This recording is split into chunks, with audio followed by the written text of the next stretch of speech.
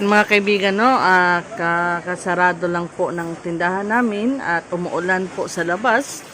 Ang oras po ngayon ay alas 10 po ng gabi. Oh. So, palagi po kaming nagko-close ng tindahan alas 10 ng gabi. Hello, Frances! Magkano yung binta? Check natin mga kaibigan, ha? Walang bilang-bilang. Walang bilang-bilang, ha? Asa mo tayo mag-check, ani? Dito na lang tayo mag-check mga kaibigan. Sarado na po yung ating tindahan. So, ito yung benta natin today. Ano po ngayon? Wednesday.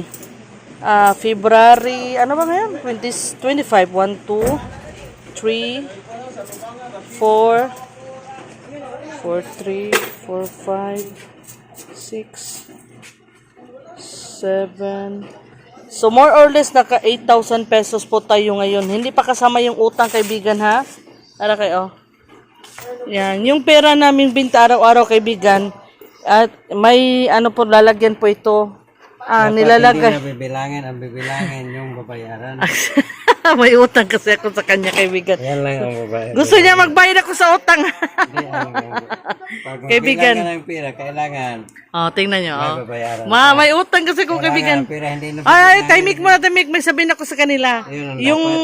Yung pera namin, binta namin araw-araw, palagi namin nilalagay dito.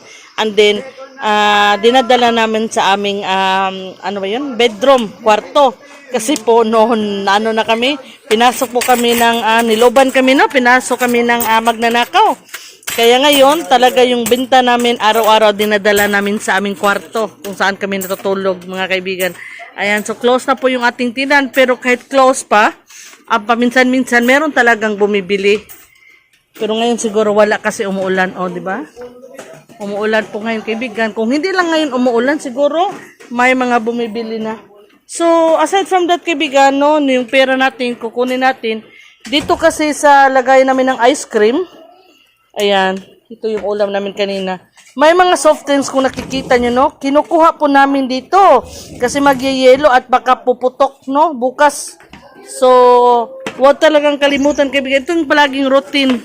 Every night. Ayan. May routine. So, lahat ng mga soft drinks, kahit ano, basta yung mabuak in Bisaya. Saan ang mabuak ko? Mabasag. Tagalog ay kulang pala. Hindi kasi ako Tagalog, kaibigan, Bisaya sa Ate JB from Cebu. So, babasag pala. So, lahat ng mga babasagin, sorry. Yung mga pwede mabasag, ayan, dapat kukunin natin, ilagay natin sa isa nating refrigerator. Kasi ito for the ice cream, freezer kasi ito, kaibigan. Bukas ito, magyayelo at baka puputok talaga. Kaya ito yung routine namin. Sine-check namin yung mga ayan, yung mga bote. Tapos i-transfer dito sa refrigerator. Kasi sa refrigerator, hindi naman yan mabasag. No? Pero pag dito sa freezer, talagang mababasag yan. Ayan, ito yung ginagawa namin every night, mga kaibigan. Ayan. So, ito noon, yung may daga pa, ito nilalagay namin sa taas. Pero ngayon, kasi may pusa tayo, wala nang daga. O, tingnan nyo, nakita pa yung paa ng pusa ko. Mio! May tagabantay na tayo, kaibigan. So, natutulog yung pusa ko. So, no din na, no? Kahit dito pa natin ilagay ito, wala nang kakain na mga daga, mga bababait. Pero noon talaga, kaibigan, wala akong kumpiyansa. Lahat dito, lagay ko sa plastic, tapos nakahang, no? Pero ngayon, okay na. Kasi nga, tayo ay may pusa. Ayan. So, close na rin this part, dear friends. Ito yung routine namin, mga kaibigan. And then, gagawa rin tayo ng yellow.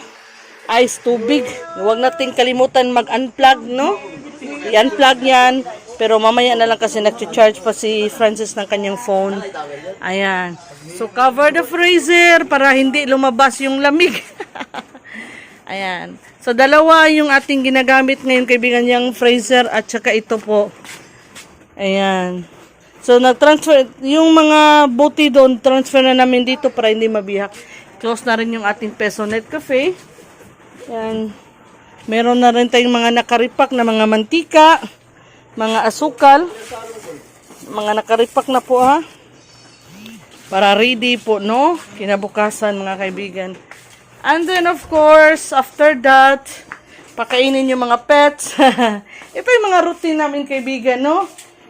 At hindi mawawala yung prayer at pasalamat sa Panginoon dahil maganda. Safe tayo ngayon at kumita tayo, no? Thank you so much, God. Oh, tugan na. Ayan, ito yung mga marami akong pusa, kaibigan. And then, gagawa tayo ng yellow. Ito yung ating plastic. Yan, gagawa tayo ng yellow para kinabukasan, ice tubig po ito, kinabukasan maging yellow na. At maraming bibili, kaibigan, no? Maraming bibili. 3 pesos po ang isang yellow sa amin. Ice, no? Ice tawag namin dito sa Bisaya. Mineral water yan. Ayan. Gagawa tayo ng yellow. Meron pa mga buti dito, kaibigan. So, mamaya na tayo gagawa ng yellow, ha? Baka mabasag ito, dear friends. Ayan, o, diba? Close na yung ating tindahan. Ito yung routine talaga namin, kaibigan, no? Ayan, si Francis kakain. Isa yan sa mga routine niya. Kakain. Kasi kami, kaibigan, no? Kahit close na kami, hindi pa kami pupunta sa aming kwarto. Ito yung aming kwarto, dear friends. Oh. Huwag niyong iba si Ate GB, hindi pa ito tapos. Oh, naka-aircon yan, pero hindi pa tapos. Tapos na yung laban ko, yung mga blanket. Hindi ko pa natupi. Yan. Hindi pa napilo ni Ate GB. Yan. So, noon yung kwarto namin sa itaas, ngayon nasa, dito na sa tindahan. Ayan. So, kahit close kami, kaibigan, hindi pa kami mag-off ng ilaw. Kasi, yun yung sabi ko sa aking mga kapitbahay. Kasi sabi nila, uy, bibili sana ako the other night, Ate GB, sa tindahan nyo, pero walang tao. Panay, sabi ko, ayo, pero walang sumasagot. Sabi ko sa kanila, pag yung ilaw off na, no, kahit nandito pa kami sa loob, kahit gising pa kami, pag off na ang ilaw, hindi talaga kami magbibigay, hindi, pag sila bibili, hindi kami kikibo. So, yun yung sabi ko sa kanila, pag off ang ilaw. For example, i-off ko, ha. Ayan. Pag off yan, kaibigan, at dito rin sa kabila off, ibig sabihin, hindi na sila pwedeng bumili. Kasi kailangan rin natin magpahinga. May sakit po si Ate GB, so hindi ko kayang magbantay ng tindahan 24 hours. So, sabi ko sa mga kapitbahay ko customer, pag on pa yung ilaw, pwede pa sila bumili. Kahit sirado pa yung tindahan namin, pero on pa yung ilaw, pwede pa silang bumili. Dito na lang namin sila bibigyan sa pintuan namin. Ayan. Maraming business rin, kaibigan, no, na may bumibili sa pintuan na lang kasi nasirado yung ating tindahan. On yung light. Pero, pag naka-off na yung light, ay talaga hindi na nila kami tatawagin, hindi sila magsabi, ayo, bibili. Wala na magsabi, kaibigan, kasi they're getting used to it, na pag off yung ilaw, hindi na sila pwedeng bumili. Okay. So, ngayon, on pa ang ilaw, so pwede pa silang bumili. Kasi on pa po yung ilaw. Ayan. So, yun lang, no? Si Francis mag-ice count niya. Tinanong ko siya, kaibigan, kung gagawa ba siya ng yellow. Sabi niya, gumawa kasi ako ng yellow, kaibigan, pero maraming bumili, kaya need na naman tayo gawa ng yellow. So, si Francis na bahala kasi ako nagbukas ang tindahan kanina. Alas 4 ng umaga, gising ako at nagbukas. Ayan, so matutulog na ako ngayon kasi, kaibigan, no? The time is alas 10 na po. Kailangan ko nang matulog para bukas naman, God's will, makagising tayo ng umaga, alas 4 pa rin, at magbukas na ng tindahan. Ako yung magbubukas, si Francis, siya yung magsasara. Yun yung routine namin. Sometimes siya yung magbubukas, siya pa rin magsara. Ako kasi, kaibigan, maaga ako natutulog kasi nga may sakit si Ate GB. So, dito na lang, mga kaibigan, matutulog na po si Ate GB. Ito lang, yung nang pinapakita ko na aming evening routine. Ito talaga palagi. Talaga yung aming binta, napaka-importante. Ninakawan kami noon, kaibigan. Ayan. So, ang aming evening routine, ganito. Kahit sirado ang tindahan, hindi pa namin i-off yung ilaw kasi may bumibili pa. Ayan. Pag talagang inaantok na si Frances, i-off na niya yung ilaw. Pag hindi pa siya inaantok, maghintay siya dito. Kahit sarado yung tindahan, may bumibili kasi, may bibili. Kasi alam ng aming kapitbahay na gising pa kami kasi nga on pa yung ilaw. And after this, si Francis ay gagawa ng ice tubig para maging yellow. And then ito, i-close namin ito para safe.